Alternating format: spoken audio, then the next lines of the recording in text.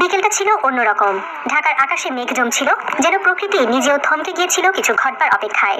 সোহরাওয়ার্দী উদ্যান যেন হয়ে উঠেছিল এক বর্ণছটাময় মহাকাব্যের প্রেক্ষাপট। মানুষের ঢল নেমেছিল, বৃদ্ধ, তরুণ, নারী, শিশু, সবার চোখে এক অদ্ভুত প্রত্যাশার আভা। পায়ের ধুলোয় বাতাস ভারী হয়ে উঠেছিল, মাথার ওপর পতপত করে উড়ছিল ইসলামী আন্দোলনের সবুজ পতাকা। এক অপার্থিব মৌনতা যেন বাতাসে ঝুলেছিল। এটা কনসার্ট নয়, তারকাখচিত অনুষ্ঠান নয়, বরং এক ইতিহাস রচিত হওয়ার প্রাক্কাল। মঞ্চে উঠলেন ৭০ ছুঁই ছুঁই এক বয়োজ্যেষ্ঠ মানুষ। গায়ে সাদা পাঞ্জাবি, মাথায় সাদা টুপি, চোখে অনিদ্রার স্পষ্ট ছাপ, মুখে ক্লান্তির রেখা। তবু তার চেহারায় ছিল অদ্ভুত এক শান্তি। তিনি ছিলেন এমন একজন যার পদচারণায় গর্জে ওঠে না কোনো আওয়াজ, কিন্তু তার উপস্থিতি গভীর করে তোলে মুহূর্তকে। তার নাম ডক্টর শফিকুর রহমান, বাংলাদেশ জামায়াতে ইসলামী আমির। তিনি যখন মাইক হাতে নিলেন তখন আর কোনো আওয়াজ রইল না। জনতার মাঝে ছড়িয়ে পড়ল নীরবতায় মোড়া বিস্ময়ের ঢেউ। তার কণ্ঠে ছিল না কোনো জড়তা, ছিল না ভয়ের কণা মাত্র, বরং ছিল এক অভ্যন্তরীণ দীপ্তি, ছিল বিশ্বাসের অগ্নিশিখা।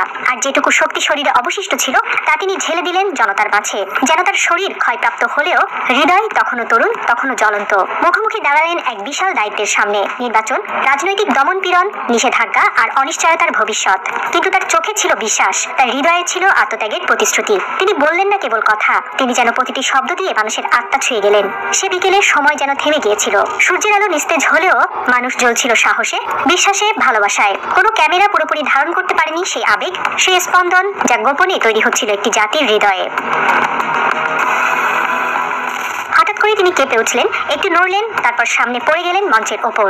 পুরো জনতা চিৎকার করে উঠল, স্যার, আল্লাহু আকবার। ডাক্তাররা ছুটে এলেন।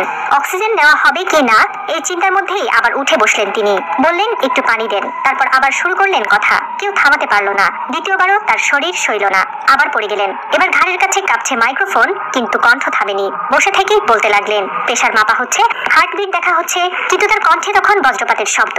যতদিন হায়াত আছে লড়বো, থামবো না। এর দৃশ্য যেন কল্পকাহিনীর মতো। মঞ্চের উপর একজন নেতা পড়ে আছেন, ডাক্তাররা চেষ্টা করছেন তাকে সারাতে, কিন্তু তিনি বসেই বলছেন, আমি এখনো বাঁচি, আমি এখনো বলবো, আমি এখনো লড়বো।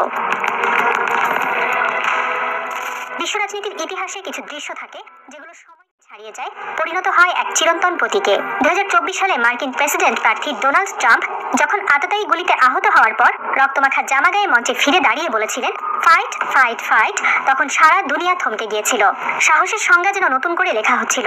কিন্তু ঢাকার সোহরাওয়ার্দী উদ্যানের সেই বিকেল আমাদের দেখিয়ে দিল, সাহস শুধু এক ধনী রাষ্ট্রনেতার শরীর থেকে নয়, একজন বৃদ্ধ, সাধারণ, দেহে অসুস্থতা আর ক্লান্তি নিয়ে লড়াইরত ইমানদার মানুষের বুক থেকেও উঠে আসতে পারে এমন এক আগুন।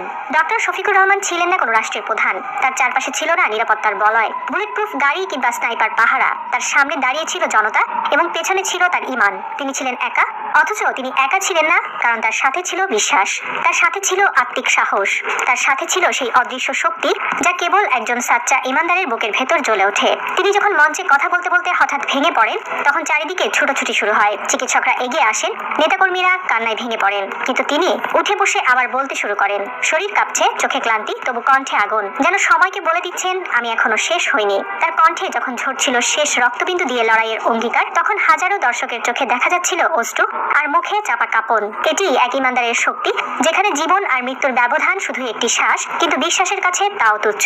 এই দৃশ্য আমাদের মনে করিয়ে দেয়, আধুনিক রাজনীতিতে যখন সাহস ও শো টাইম হয়ে যায়, তখন এক বৃদ্ধ মানুষ তার দুর্বল শরীর নিয়েও হয়ে ওঠেন সাহসিকতার জীবন্ত পাঠশালা। এটা শুধুমাত্র রাজনৈতিক শক্তি নয়, এটা রুহানিয়াত, এটি এক আত্মিক জাগরণ।